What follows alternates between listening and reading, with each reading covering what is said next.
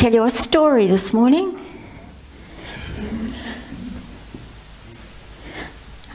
Could I have my first one up, please? It's a story about a beautiful young girl who marries into the royal family. There we are. No. There she is. It's a story of Esther. And Esther's story is found in the Old Testament in the book called Esther. And it's an unusual book because not once in the whole 10 chapters is God's name mentioned. And there's nothing about the law or the temple or the coming Messiah. There's no prophet standing up saying, look, this means that, repent. It's just, it seems, a series of events which happen where God has no noticeable part. Maybe God is busy elsewhere. Things just seem to happen. Maybe by chance or luck or coincidence. There's no evidence of God's hand, no evidence of a miracle. And that means that for us it's a really relevant story, because for many of us, things in our lives seem to just happen and there's no noticeable evidence that God's at work. And if you have ever been in that spot, or if you're in that spot now, then the book of Esther has a message for you. Okay, someone has said that a coincidence is just a miracle where God chooses to remain anonymous. And I think that's what we see in the book of Esther. God's people, God's world, God's people are safe in his hands, even though there's no great miracle, even though things just seem to happen in the normal course of events. Okay, let's have a look at the main characters. There are 4. First of all, there's Haman the baddie. If you want to, you can say, boo. Boo. Right. Haman, interestingly enough, is an Agagite. Now, Agag was the king of a group of people called the Amalekites. You remember the story in Exodus where Moses' hands are held up by Joshua and Hur while the battle's taking place? And when they let his hands down, they lose the battle. When they put his hands up in prayer, then they win. That's the Amalekites. And later on, when they settled in the land, when Israel settled in the land, they were told to totally get rid of them because they would damage God's people. They were told to totally kill them, and they didn't. They didn't obey God. They left some of them alive, and here we have a descendant of one of them being the baddie in our story. The next person in our story, and it's a true story, is Xerxes, who was king of Persia. Think spoiled rich kid. He inherited his father, King Darius' kingdom, and it was the biggest kingdom that ever had been known to man. Xerxes was the most powerful man on earth. The Bible tells us that he ruled over 127 provinces, from Egypt all the way across to India. Huge area. Interestingly enough, some of the Bibles call him King Ahasuerus. Maybe when you go home and look up Esther, because you're dying to read the story for yourself, then your Bible might have him down as King Ahasuerus. That's a nickname that kind of means King Headache, because he was. He was a ruthless, erratic ruler. So that's the second person in our story. Then we have the beautiful Esther, a Jewess living in the capital city of Persia, which was called Susa, with her older cousin by some 20 years, Mordecai. Esther was an orphan. Mordecai took her and looked after her. And Mordecai, interestingly enough, the book of Esther is not called the book of Mordecai, it's called the book of Esther. I wondered as I was thinking about this.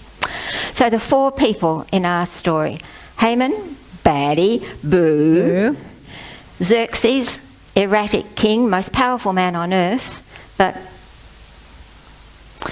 Esther, the beautiful young girl who will be the heroine of our story, and her cousin Mordecai, who is also the hero of our story, maybe. Okay. King Xerxes, just home from a disastrous military campaign against Greece, where his armies were well and truly beaten and his treasury totally depleted, decides to call a banquet. He gathers all his nobles and his generals, about 1,500 people, gathers them together in the capital city and throws a banquet. And during that time, he takes them and he shows them all his treasures. Bit ironic, really, because he just lost this huge battle. At the end of 180 days of just plain showing off, he calls another banquet. The banquet's all the way through the book of Esther. He calls another banquet, invites all the men in Susa to come together. Huge number of people. Remember, this is a king with a depleted treasury. And the Bible tells us, helpfully, that there was a lot of wine. A lot. And when King Xerxes was in high spirits, my Bible translates it, when he was feeling the effects of lots of wine, he sent a message to his wife, whose name was Queen Vashti, and said, "Come and dance for us wearing your crown." Now, some people said that means wearing just your crown. Anyway, for whatever reason, Vashti says no.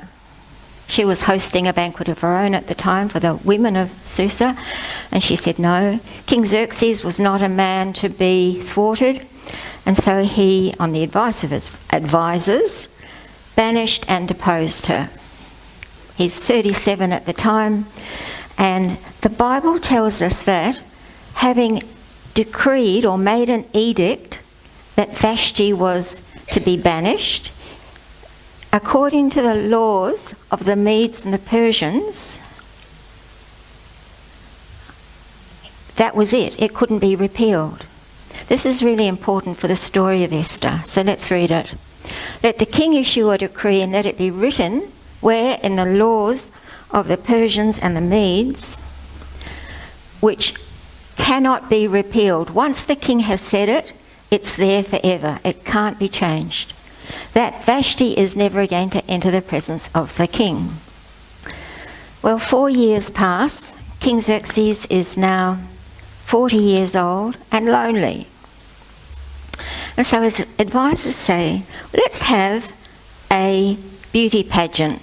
You've got 127 provinces, King Xerxes. Let's call a beautiful woman from each one of those, and we'll have a pageant. You can have a tryout of each one of them, and you choose the one that you like the best. King Xerxes thought that that was a really good idea, and so the beauty pageant began. Now, it happened slowly. They had to travel to the provinces, they had to bring the girls in. The girls had to go through a 12-month beauty regime. Wow, 12 months. And as the events happened, it just so happened, without any noticeable intervention from God, it just so happened that Esther was the one chosen.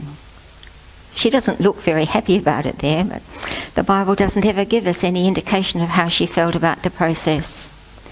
So she was chosen, and Mordecai, her cousin, who had brought her up, said to her, "Don't tell anyone that you are a Jewish." So she didn't. The Bible says she did as she'd always done. She obeyed Mordecai. Now, the writers seem to be divided on whether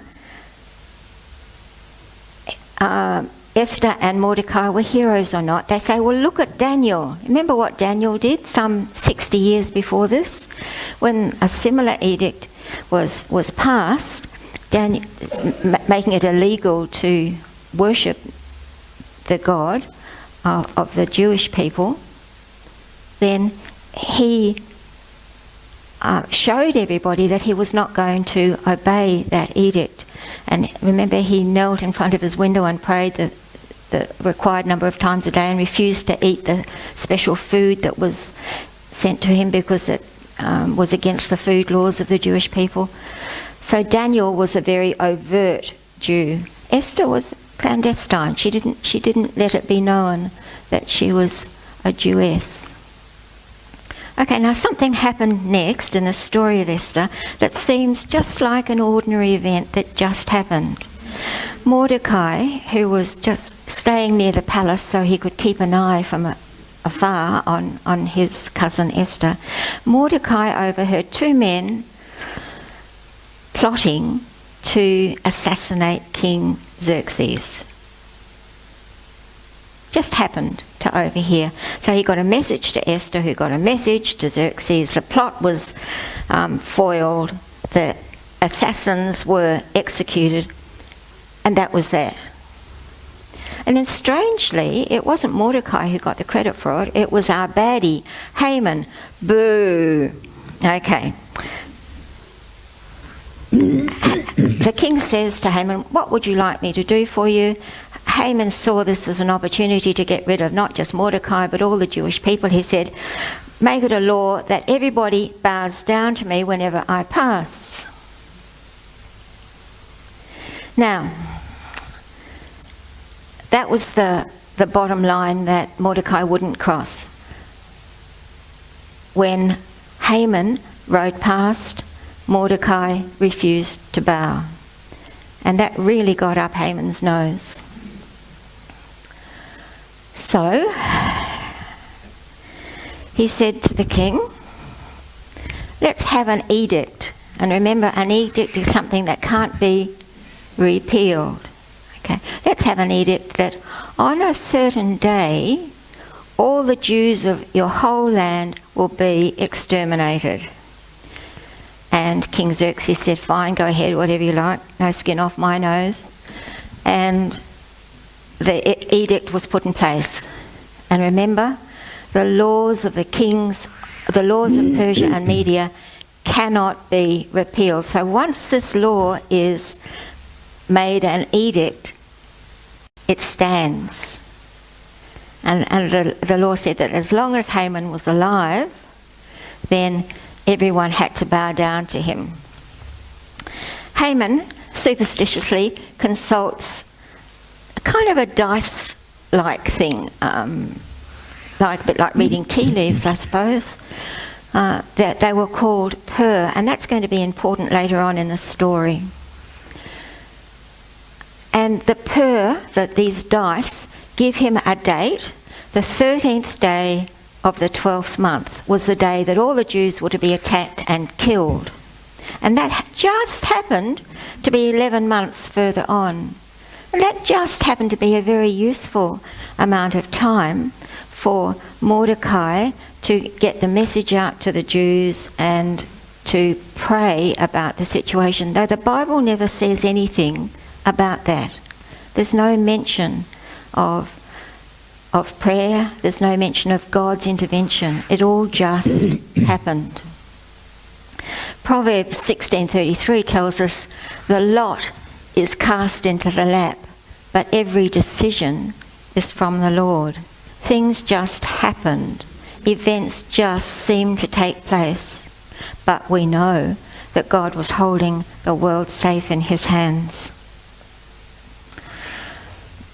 Well, Mordecai said to Esther, "You better tell the king and see if you can stop this. After all, it's your people." And Esther said, "No way, it's way too dangerous. Look what happened to Vashti. The king hasn't called for me in 30 days. If I just go bowling into his presence, he'll have me killed. No, it's too dangerous." And Mordecai said this. It's quite a well-known speech. "Do not think that because you are in the king's house, you alone of all the Jews will escape. For if you remain silent at this time, relief and deliverance for the Jews will arise from another place. but you and your father's family will perish. And who knows but that you have come to your royal position for such a time as this. And so Esther said, well, okay, call a 3-day fast, and at the end of that time I'll go to the king, and if I perish, I perish. And so that's what happens. No mention of prayer, no mention of God, just events unfolding. When Esther did go to the king, he held out his golden scepter to her, which was a way of saying, I'm glad to see you come on in. What can I do for you? Esther said, I'd like to throw a banquet. Here we are, banquets again. I'd like to throw a banquet, and I'd like you and Haman to come to my banquet, and I'll prepare it with my own hands. And that's what took place. And it was a successful banquet, and the king said, what else can I do for you, Esther? And she said, come again. Let's do this again tomorrow night. Haman was thrilled to bits. Here he was, privileged to be in on a banquet between the king and his favourite wife. And he went home and he boasted about how worthy he was and how privileged he was and how he had been honoured by the king. And he said, look how important I am. Haman's suffering a bit with pride, isn't he? Anyway, he said to his wife, there's one thing, that really bothers me still, and that jolly Mordecai, he will not bow when I pass. Everybody else bows, but Mordecai won't, and I'm really sick of it. And his wife said, well, stop whinging, do something about it.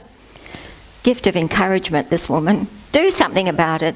Build a pole, big pole, 25 metres, make it a statement, and have Mordecai impaled on it. And for goodness sake, stop whinging about it.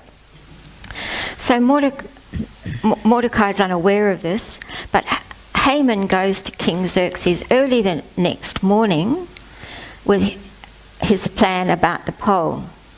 Now, something has just happened, just seemed to happen, ordinary course of events in which God seems to be conspicuously absent. And it's this: King Xerxes had a sleepless night.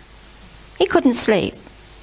So he called for the chronicles of his reign, as you do, and read about himself, all his battles and things. Remember, history in those days was not written objectively. It wasn't what really happened. It was just the story of the event told in a way that did honour to or pleased the person that was paying for the history to be written.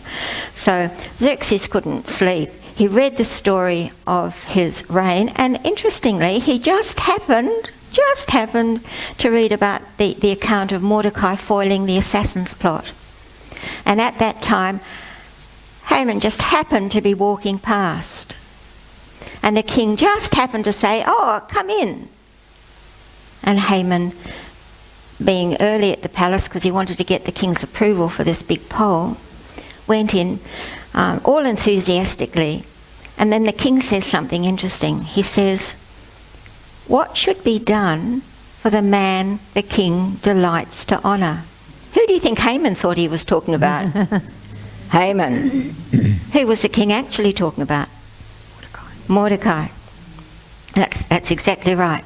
So Haman goes to town. Well, king, for the man that the king delights to honour, you should give him a robe that the king himself has worn, and give him a horse that the king himself has ridden, and let the horse be led around town by one of your great princes. And the king says, good idea, go and do that for Mordecai. The Bible doesn't tell us how Haman felt about that, but we can probably fill in the blanks. Haman had to lead Mordecai around the city, wearing a robe that the king himself had worn on a horse that the king himself had ridden. Okay, Haman goes home quite annoyed. As he's talking to his wife and family, messengers arrive to take him off to the second banquet, remember, with Esther and the king? And what happens at that banquet is Esther accuses him. The king's furious. He goes out into the garden to think.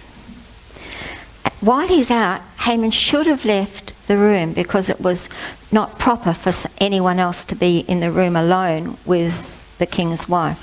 He should have left the room. He chooses not to.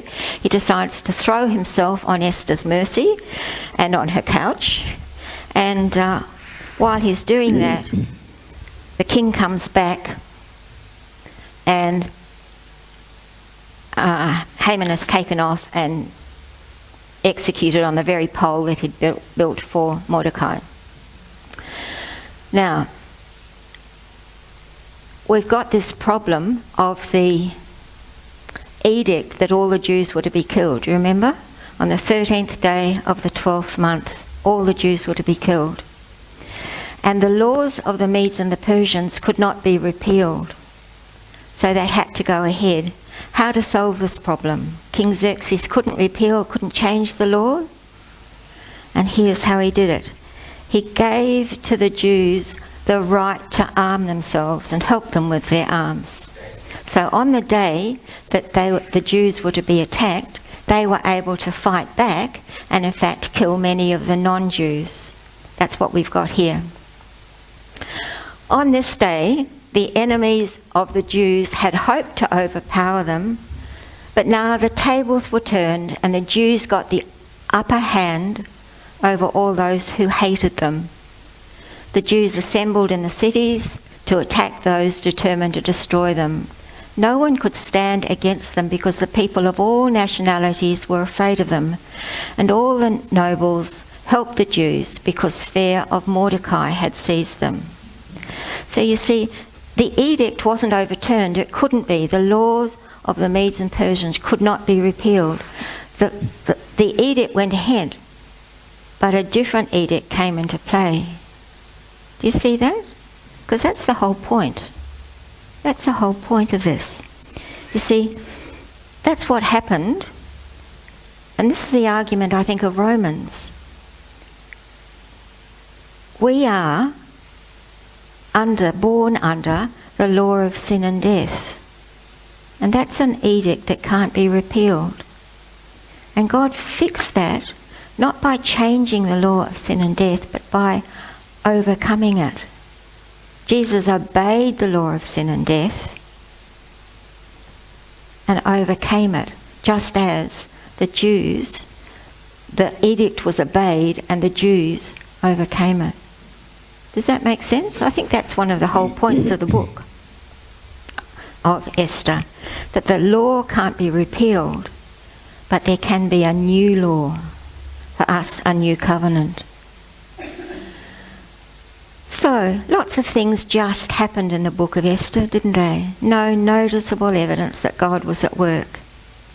And yet, we know that God was holding the whole world in his hands, holding his people safe in his hands through all the seemingly unconnected events. God was holding his people safe in his hands. Now, things worked out in the book of Esther. Things don't always work out for us. Sometimes there are hard things that this side of heaven don't seem to go away. Sometimes there are difficult people and difficult situations and difficult events. But God doesn't give us a time for his promises. He will work them out. There is a stronger law than the difficulty of the moment and the people and the times. There is a law that will overcome them.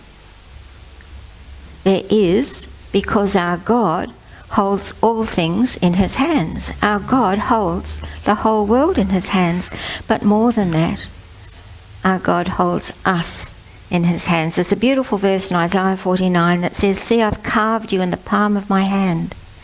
And the image shows us God holding not just the whole world, you and you and you and even you in his hand. God keeps his people safe in his hands. And that's the story of the book of Esther.